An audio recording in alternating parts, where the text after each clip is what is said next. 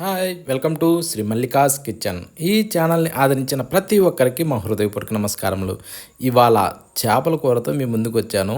ఈ చేపల కూర చాలా పర్ఫెక్ట్గా ఈజీగా చేసి చూపించాను.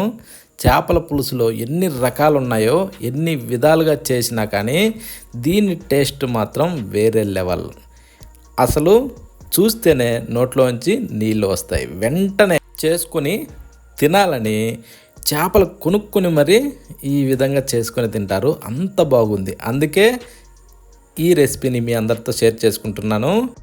ముందుగా ఒక బౌల్లోకి 2 స్పూన్లు గసగసాలు వేసుకుందాం.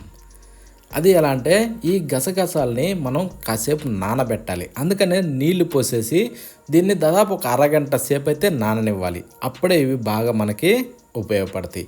ఈ కంపల్సరీ అరగంట సేపు నానాల. ఓకే, ఇప్పుడు దీన్ని పక్కన పెట్టేసి ఒక బౌల్లోకి చేపలు తీసుకుందాం. నేనైతే 2 రకాల చేపలు తీసుకొచ్చాను.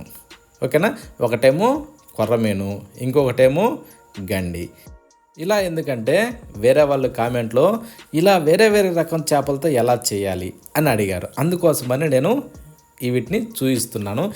ఇప్పుడు ముందుగా మనం దీంట్లో 1 స్పూను సాల్ట్ వేద్దాం. సాల్ట్ వేసిన తర్వాత సగం స్పూను పసుపు కూడా దాంట్లో వేసేసి 1 స్పూను కారం కూడా వేసి కొద్దిగా ఆయిల్ వేసుకుందాం. నూనె 1 స్పూన్ సరిపోతుంది. ఓకేనా, ఇప్పుడు మనం వీటన్నింటిని కూడా మనం బాగా మిక్స్ చేసుకోవాలి. ప్రతి ఒక్క ముక్క కూడా ఈ పసుపు, ఉప్పు, కారం ఇవన్నీ బాగా పట్టాలి. అవి పట్టడానికి అనుగుణంగానే మనం కొద్దిగంత ఆయిల్ వేసుకోవాలి. అప్పుడేమవుద్దంటే చేప ముక్కలకి ఈ ఆయిల్తోని పసుపు, ఉప్పు, కారం బాగా అతుక్కొని ఊరటానికి బాగా ఉపయోగపడుతుంది. ఇప్పుడు మూత పెట్టి ఒక అరగంట సేపు దీన్ని ఊరనివ్వాలి. ఈలోపు మనం చింతపండు నానేసుకుందాం. ఒక బౌల్లోకి నిమ్మకాయ సైజ్ చింతపండు తీసుకునేసి కొన్ని నీళ్లు పోసి దీన్ని కూడా మనం ఒక 10 నిమిషాల సేపు అయితే బాగా నాననివ్వాలి. ఇప్పుడు దీన్ని పక్కన పెట్టి మిక్సీ జారీ తీసుకునేసి ఒక వెల్లుల్లి గడ్డని ఇలా పొట్టు తీసి అందులో వేసేసుకుందాం.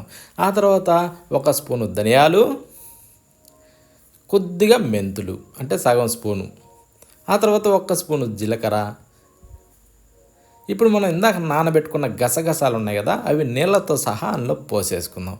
కానీ గసగసాలు కంపల్సరీ అరగంట నానాలి. ఇప్పుడు వీటిని మెత్తగా ఈ టైప్లో మనం పేస్ట్ చేసుకుందాం. ఓకేనా, ఈ పేస్ట్ ఈ విధంగా రావాలంటే గసగసాలు నానాలి. ఓకే, ఇప్పుడు దీన్ని పక్కన పెట్టేసి స్టవ్ ఆన్ చేసి ఒక ప్యాన్ పెట్టుకునేసి దాంట్లో ఒక 2 గంటలు నూనె పోద్దాం.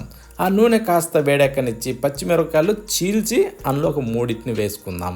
ఆ తర్వాత కొద్దిగా పచ్చిమిరపకాయలని చిటపట్లాడినిచ్చి ఒక 4 ఉల్లిగడ్డల్ని చిన్నగా సన్నగా కట్ చేసి అందులో వేసుకుందాం. ఒక 4 రెమ్మల కరివేపాకు కూడా దూసి అందులో వేసి కాస్త అలా కలుపుతూ వీటిని కొంచెం బాగా మెత్తబడనివ్వాలి. ఆ తర్వాత ఈ విధంగా మెత్తబడిన తర్వాత మనం చిటికెడు పసుపు వేద్దాం. పసుపు వేసిన తర్వాత కాస్త అలా కలబెట్టేసి మంచి గోల్డెన్ బ్రౌన్ కలర్ వచ్చేదాకా ఈ ఉల్లిగడ్డల్ని వేగనివ్వాలి. ఈ టైపు మనకు ఖచ్చితం రావాలి. ఈ విధంగా వచ్చిన తర్వాత ఒక 3 మంచి పండు టమోటాలని ఇలా కొంచెం చిన్నగా కట్ చేసి అందులో వేసేసుకొని కొద్దిగా సాల్ట్ వేద్దాం 1 స్పూను. ఆ తర్వాత ఇవన్నీ కలిసే విధంగా మనం బాగా కలుపుకునేసి మూత పెట్టి దీన్ని ఒక 2-3 నిమిషాలు ఇలా డమ్మననివ్వాలి. అప్పుడే టమోటాలు బాగా మెత్తబడి కరిగిపోతాయి. ఓకేనా, ఈ విధంగా తయారవుతాయి. తయారైన తర్వాత ఇప్పుడు మనం ఇందాక గ్రైండ్ చేసి పెట్టాం కదా గసగసాలు ఇవన్నీ వేసి ఆ పేస్ట్ని దీంట్లో వేసేసుకుందాం. ఇలా వేసిన తర్వాత ఈ పేస్ట్ని మనం ఈ టైప్లో బాగా కలబెట్టుకోవాలి. కలబెట్టినాక అదే మిక్సీ జారీలో కొద్దిగా నీళ్లు పోసి ఇలా కుప్పిలిచ్చి దాంట్లో పోసేద్దాం. ఇప్పుడు లైట్గా పలసబారుతుంది. ఇప్పుడు దీన్ని కాస్త అలా కలుపుతూ ఒక 2-3 నిమిషాలు బాగా ఈ పేస్ట్ మరగనివ్వాలి. ఈ టైపు ఉడికిన తర్వాత ఇప్పుడు ఒక 2 స్పూన్లు కారం వేద్దాం. అది ఏంటంటే ఎక్కువ అవసరం లేదు, 2 స్పూన్లు సరిపోద్ది. కారం కూడా ఇది నేను సపరేట్గా ఇంట్లో ఫ్రెష్గా ఆడిస్తాను. ఓకేనా, మిరపకాయలని రెడీ చేసుకునేసి దీని గురించి కూడా కామెంట్లో అడిగారు. ఓకే, ఇప్పుడు చింతపండుని పిసికి బాగా రసం తీసి ఆ నీళ్ళని అందులో పోసేసుకునేసి రుచికి సరిపడా సాల్ట్ వేద్దాం. వేసిన తర్వాత కాస్త అలా కలిపేసి మూత పెట్టి ఒక 2-3 నిమిషాలు పులుసు బాగా మరగనివ్వాలి. ఇలా మరిగిన తర్వాత ఇందాక మనం ఊరబెట్టుకున్న చేపలు ఉన్నాయి కదా, ఆ చేప ముక్కలన్నింటినీ దీంట్లో వేసేసుకుందాం ఒక్కొక్కటిగా.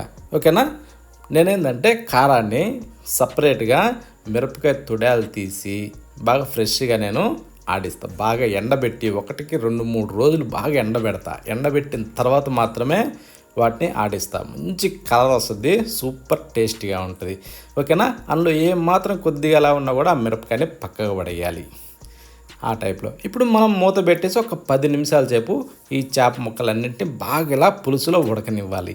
చూడండి ఎంత బాగా ఉడికాయో, సూపర్ టేస్టీగా వస్తుంది అన్నట్టు. ఈ టైపు వచ్చిన తర్వాత కాస్త అలా తిప్పుకునేసి మీదకించి కొత్తిమీర చల్లుకుందాం.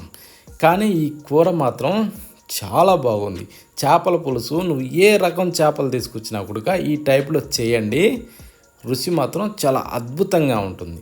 చూస్తేనే నోట్లోంచి నీళ్ళు అట్టే వచ్చేస్తాయి, అంత బాగుంది. చాలా పర్ఫెక్ట్గా, కొత్తగా, సూపర్ టేస్టీగా ఉంది. ప్రతి ఒక్కరూ ఈ విధంగా ట్రై చేయండి. రుచి మాత్రం చాలా అద్భుతంగా ఉంది. ఓకేనా. ఈ అన్ని కూరల్లో కల్లా ఈ చేపల కూర మాత్రం టేస్ట్ వేరే లెవెల్. చాలా ఈజీగా చేసి చూపించాను. ప్రతి ఒక్కరూ ఈ కొలతలతో చేసుకోండి. మీరు ఎప్పుడు చేపల కూర చేసినా మాత్రం ఈ టైప్లో చేస్తే అద్భుతంగా వస్తుంది. ఎంత కొత్త వాళ్ళైనా సరే ఈజీగా తయారు చేసుకోవచ్చు. ఓకేనా. ఈ వీడియోని ఆఖరి వరకు చూసినందుకు ప్రతి ఒక్కరికి ధన్యవాదాలు. ఇంకా ఏమైనా డౌట్స్ ఉంటే కామెంట్ రూపంలో పెట్టండి. మళ్ళీ కలుద్దామా.